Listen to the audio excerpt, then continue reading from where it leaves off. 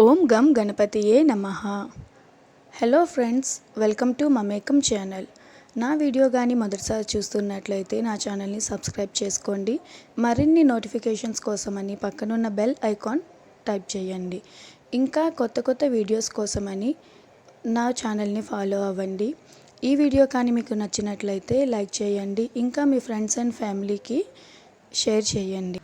మనం ఈరోజు వీడియోలో లవంగాలు, జీలకర్ర, అలాగే కరక్కాయలు ఉపయోగించి చిన్నపిల్లలకు చలికాలంలో ఎక్కువగా వచ్చే జలుబు, గొంతు నొప్పి నుండి ఉపశమనం ఎలా లభించుతుందో తెలుసుకుందాము. ముందుగా కరక్కాయలను తీసుకుని ఇలా వేయించుకోవాలి. కరక్కాయలు సగం వేగిన తర్వాత అందులో ఎన్ని కరక్కాయలు తీసుకుంటే దానికి సమాన మోతాదులో లవంగాలు కూడా తీసుకోవాలి. నేను ఇక్కడ 8 లవంగాలు తీసుకున్నాను, అలాగే 8 కరక్కాయలు తీసుకున్నాను. రెండింటిని బాగా వేయించాలి. లవంగాలు త్వరగా వేగిపోతాయి కాబట్టి వాటిని పక్కకు తీసుకుని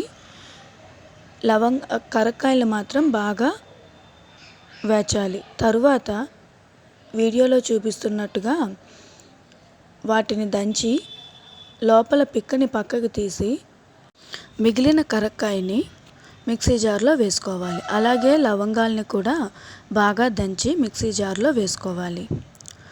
సాధారణంగా చలికాలం అనేసరికి పిల్లలకి జలుబు, కఫం, గొంతు నొప్పి వంటివి చాలా ఇబ్బంది పెడుతూ ఉంటాయి. దీనికి సరైన పరిష్కారం కరక్కాయలు వాడటమే. ఇప్పుడు జీలకర్రని కూడా తీసుకుని బాగా వేయించుకోవాలి. డ్రైగా ఫ్రై చేయాలి, నూనె వాడిన అవసరం లేదు. అవి కూడా వేగిన తర్వాత మిక్సీ జార్లో వేసి శుభ్రంగా మెత్తగా మిక్సీ చేసుకోవాలి.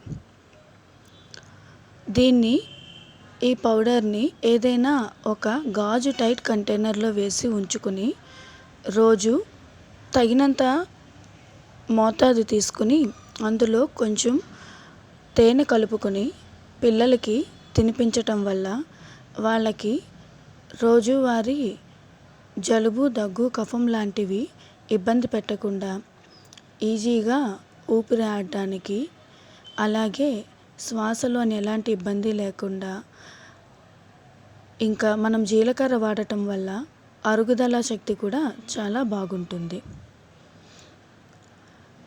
పిల్లల్ని బట్టి సైజ్ తీసుకోవాలి, వాళ్ళ వయసును బట్టి. నేను 2 పిల్లలకు కాబట్టి 1/2 స్పూన్ పౌడర్ తీసుకున్నాను, అలాగే 1/2 స్పూన్ తేనె కూడా తీసుకున్నాను. రెండు బాగా మిక్స్ చేయాలి. బాగా మిక్స్ చేసి ఇలా ముద్దలా అయిన తర్వాత పిల్లలకి తినిపించాలి. Thank you for watching.